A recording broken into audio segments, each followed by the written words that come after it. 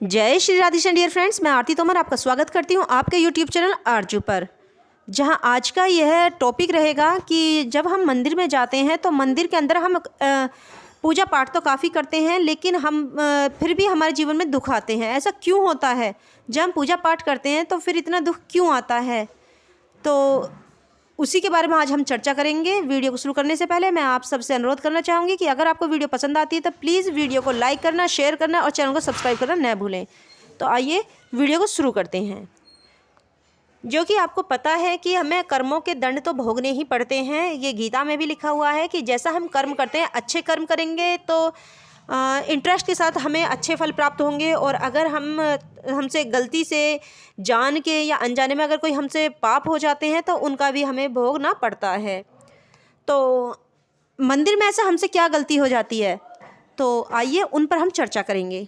सबसे पहली गलती हमारी यह होती है, जब हम अंदर मंदिर के प्रवेश करते हैं तो जो मंदिर के अंदर जैसे हमारे मिलने जुलने वाले जो होते हैं, हम उनको नमस्कार करते हैं। फिर अंदर मंदिर में जाते हुए मंदिर में कोई मिलता है तो पहले हम उनको नमस्कार करते हैं, फिर उसके बाद में हम भगवान को नमस्कार करते हैं, जो कि हमारे पाप का एक कारण यह भी होता है। सबसे पहले हमें यह जानना होगा, जब हम मंदिर में प्रवेश करते हैं तो मंदिर में सबसे बड़ा कौन है? मंदिर में हमारे प्रभु हैं, हमारे इष्ट हैं, हम जिनको पूजने आए हैं वह सर्वश्रेष्ठ और सबसे बड़े वही हैं। उनके सामने कोई बड़ा नहीं है। तो हमें मंदिर में कभी भी किसी को प्रणाम नहीं करना चाहिए। और जब अगर हम पूजा वगैरह कर लेते हैं और जो पूजा कर रहे हैं वह पूजा कर लेते हैं तो हम और वह हमारे प्रभु और इष्ट, ये जिन हम मंदिर में गए हुए हैं उनसे थोड़े अलग हो गए हैं, तब हम उनको नमस्कार प्रणाम कर सकते हैं। इतना ध्यान रखें, मंदिर में ना तो किसी को नमस्ते की जाती है और ना ही नमस्ते ली जाती है। अगर कोई तुम्हें प्रणाम कर रहा है तो समझे कि हमारे साक्षात हमारे प्रभु हमारे इष्ट को नमस्कार कर रहा है। ना ही किसी को आशीर्वाद देना चाहिए, क्योंकि सबसे बड़े आशीर्वाद देने वाले हमारे इष्ट प्रभु हमारे सामने हैं।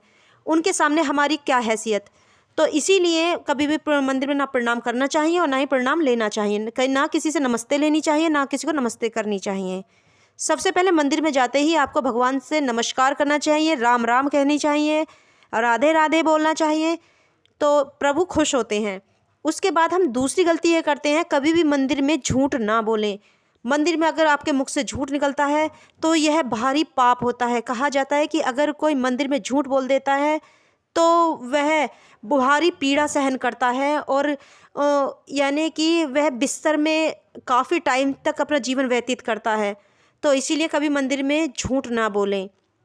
और एक बात, जब आप अपने भगवान की पूजा करके मंदिर से बाहर निकलें तो एक बात ध्यान रखें, कभी घंटा ना बजाएं, क्योंकि मंदिर में जब हम प्रवेश करते हैं तो घंटे को बजाना चाहिए।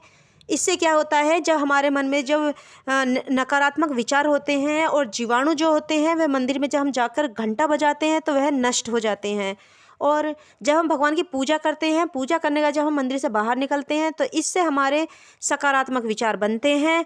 और जब हम सकारात्मक विचार लेकर मंदिर से बाहर निकलते हैं तो उस टाइम पर हमें घंटा नहीं बजाना चाहिए, क्योंकि इससे घंटा बजाने से हमारे सकारात्मक विचार भी नष्ट हो सकते हैं। तो इसीलिए मंदिर में प्रवेश करते समय हमें घंटा बजाना चाहिए। इससे भगवान को भी पता लग जाता है, हाँ मेरा ये भक्त आया है। वैसे तो भगवान को पता ही रहता है कौन आया कौन गया, लेकिन फिर भी हम घंटा बजाने के बाद में हम अपने भगवान को बताते हैं कि प्रभु हम आ गए हैं।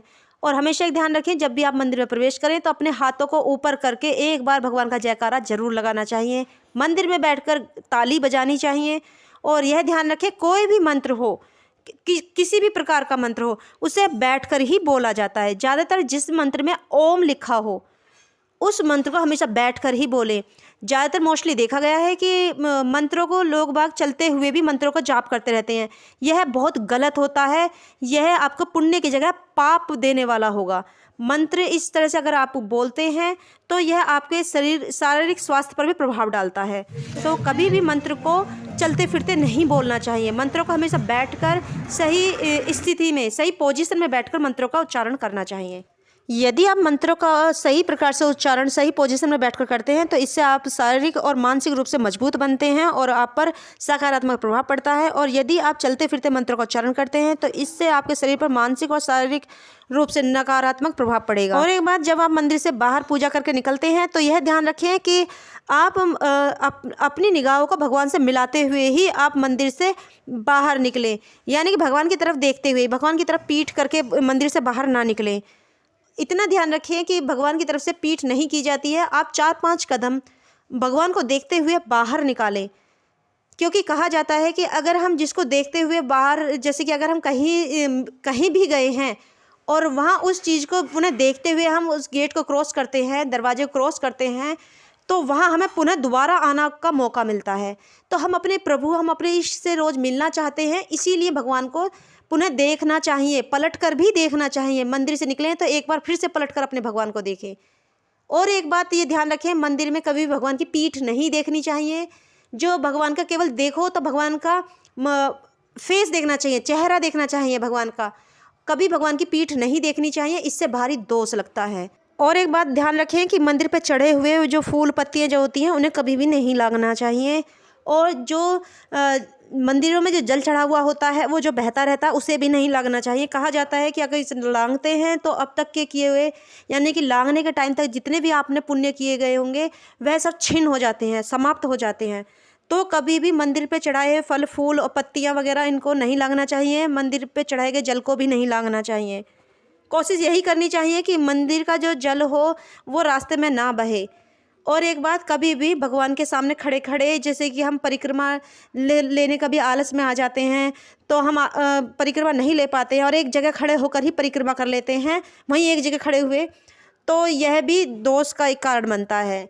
अगर वहाँ परिक्रमा लेने की जगह नहीं है तब इस कंडीशन में आप सामने खड़े होकर, प्रतिमा के सामने खड़े होकर परिक्रमा कर सकते हैं। लेकिन अगर जगह है वहाँ पर और परिक्रमा बताई गई है, क्योंकि हर देवताओं की अलग अलग परिक्रमा का विधान बताया गया है और वहाँ स्पेस दिया गया है परिक्रमा लेने के लिए, तो आपको घूमकर पूरी परिक्रमा लेनी चाहिए। भोलेनाथ की तो आधी परिक्रमा की जाती है तो वह आधी परिक्रमा की जाए, लेकिन और बाकी जो देवी देवता जो होते हैं उनकी जो परिक्रमा का जो विधान बताया गया है 3, 5, 7, 1, तो ये परिक्रमा आपको उनके चारों ओर घूमकर ही करनी चाहिए, तभी परिक्रमा का फल प्राप्त होता है। अगर आप एक जगह घूमकर करेंगे तो इससे दोष लगेगा। और एक बात ध्यान रखें कि जब भी आप मंदिर में जाएं तो कभी किसी से झगड़ा ना करें, ना ही किसी पर गुस्सा दिखाएं। कभी कभी ऐसा होता है कि मंदिर में जल्दबाजी में सब अपनी बारी के इंतज़ार में रहते हैं, कोई किसी को धक्का देता है, कोई कुछ करता है, तो इस तरह से व्यवहार ना करें। थोड़ी देरी ही सही पर लेकिन अपने इष्ट के सामने उनके भक्तों का अपमान न करें, क्योंकि उस समय हम सभी एक समान होते हैं, चाहे कोई राजा हो चाहे रंक हो, सभी एक समान हैं। और अगर कोई एक दूसरे का अपमान करते हैं तो इससे हमारे प्रभु इष्ट नाराज़ हो जाते हैं, भगवान नाराज़ हो सकते हैं, क्योंकि उनके सभी भक्त समान हैं और एक भी भक्त का अपमान वह सहन नहीं कर सकते हैं। इसीलिए अगर कोई मंदिर में आपका भी अगर कोई अपमान कर रहा है, आपको कोई गलत शब्द बोल रहा है, तो ऐसी कंडीशन में मंदिर के अंदर किसी को कोई जवाब ना दें, क्योंकि वह सर्वशक्तिशाली हमारा भगवान, हमारा परमात्मा, वह सब देख रहा है और उसका जवाब केवल उसी के पास है और वही उसका जवाब देगा, क्योंकि उनके सामने उनके भक्त का अपमान हुआ है। तो कभी मंदिर में अगर कोई आपका अपमान करता है तो ये ना समझे कि आपका अपमान हुआ है, वह सरासर भगवान का अपमान माना जाता है। तो ऐसी कभी भी गुस्से में मंदिर में पूजा करने के लिए ना जाएं। हमेशा ध्यान रखें, अपना जब गुस्सा शांत हो जाए तभी मंदिर में प्रवेश करें। आज की वीडियो में इतना ही। मैं उम्मीद करती हूँ वीडियो आपको पसंद आई होगी। वीडियो को अंत तक देखने के लिए आपका धन्यवाद। आप हमेशा स्वस्थ रहें, अपना ख्याल रखें, अपनों का ख्याल रखें। जय श्री राधे कृष्ण डियर फ्रेंड्स।